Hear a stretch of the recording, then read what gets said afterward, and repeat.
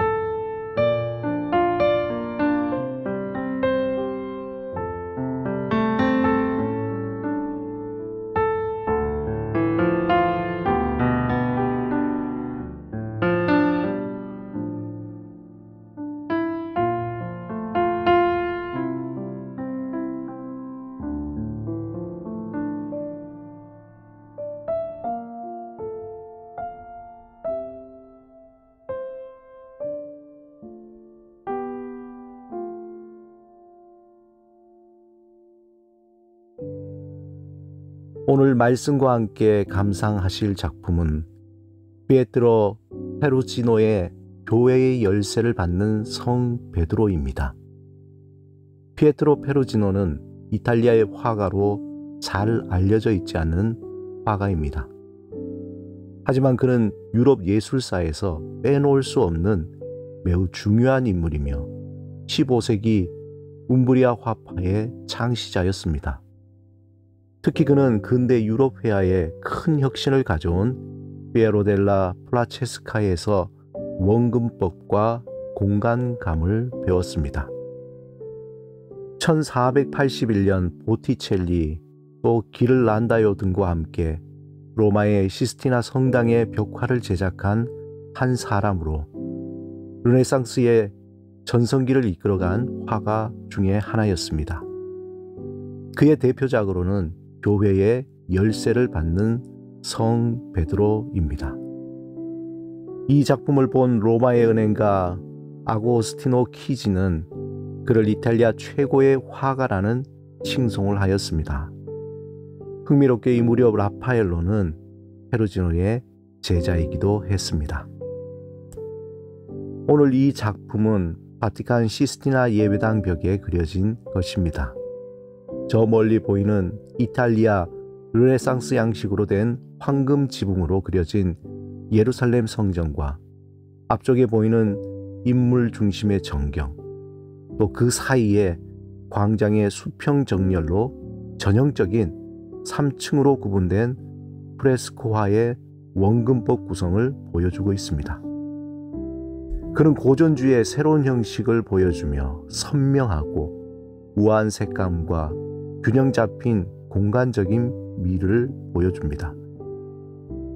저 멀리에는 당시 수많은 화가가 무한한 공간을 표현하기 위해 사용된 나무와 진주빛 물든 아름다운 풍경이 그려져 있습니다. 중앙에 보면 예수님으로부터 교회의 열쇠를 받기 위해 무릎을 꿇은 베드로의 모습은 그림 전체를 압도하고 있습니다.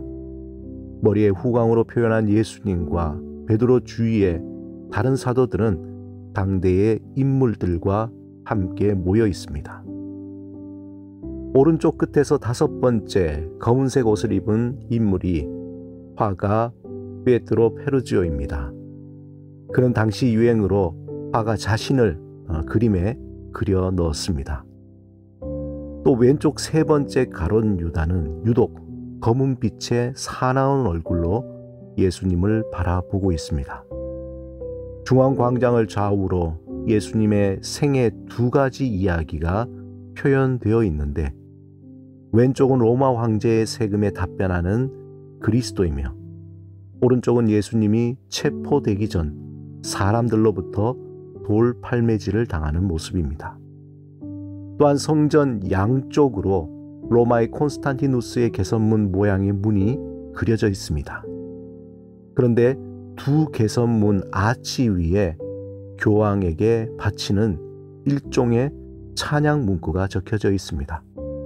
솔로몬은 예루살렘 성을 설립했으나 식스투스 4세는 종교에 있어서 그에 못지않게 위대하다. 이 라틴어가 쓰여져 있습니다. 이 작품은 좌우 대칭, 또 안정되고 통일된 화면 구성, 우아한 인물 표현, 청명한 공기, 명료한 색채 등 15세기 말 르네상스의 대가로서 표현할 수 있는 회화적인 능력을 최대한으로 보여주는 작품입니다. 마태복음 16장에서 예수님은 제자들을 데리고 가이사랴 빌립보 지역으로 가셔서 그들에게 묻습니다. 너희는 나를 누구라 하느냐? 바로 그때 베드로는 주는 그리스도시요 살아계신 하나님의 아들이라고 고백합니다. 그러자 예수님은 베드로를 축복하시고 그의 믿음의 고백 위에 교회를 세우겠다고 말씀합니다. 하지만 잠시 후에 정반대의 상황이 벌어집니다. 베드로는 예수님으로부터 사탄아 물러가라라는 책망을 받게 됩니다. 왜 이런 상황이 벌어졌을까요? 예수님은 제자들이 앞으로 복음을 전한 사역에 가져야 할 분명한 태도가 무엇인지 알려주신 겁니다. 누구든지 예수님을 따라 살려고 하면 자신의 것을 부인하고 자신에게 주어진 십자가를 지고 주님을 따라야 한다는 것입니다. 이 말씀은 예수를 따라 산다는 것이 그리 녹록지 않다는 말씀입니다. 마태복음 16장 25절에 예수님은 좀 더 이해하기 어려운 말씀을 하십니다. 누구든지 제 목숨을 구원하고자 하면 잃을 것이요 누구든지 나를 위하여 제 목숨을 잃으면 찾으리라. 온전한 믿음의 길을 가기 위해서 수많은 유혹이 있기에 절대적인 헌신과 결단이 있어야 한다는 말씀입니다. 믿음의 여정에 힘을 빼게 하는 것은 물질적인 유혹이요, 명예에 대한 유혹이요, 또한 권력과 쾌락에 대한 유혹입니다. 우리가 주님을 따르며 살겠습니다 라고 고백하고 결단하는 순간부터 이러한 유혹은 믿음의 길에 큰 걸림돌로 다가옵니다. 그러므로 이 유혹을 이기기 위해서는 날마다 확실한 믿음의 결단이 필요합니다. 하지만 우리의 의지와 결단은 너무도 연약하기에 예수님의 명령에 선뜻 아멘이라고 말하기가 어렵습니다. 그러므로 우리를 도우시는 성령님이 함께 하십니다. 우리의 연약함을 아시기에 성령님이 우리가 주의 뜻대로 살려고 할 때 격려하시고 또 힘을 주시고 결단하게 하십니다. 오늘도 주께서 우리에게 풍성한 은혜를 부어주셔서 주의 뜻을 따라 살게 하실 것입니다. 그 약속을 믿고 우리의 연약함을 고백하며 전심으로 주를 의지하며 살아가시길 주님의 이름으로 축원합니다. 이 시간 말씀과 함께 오늘 작품을 잠시 감상하시겠습니다.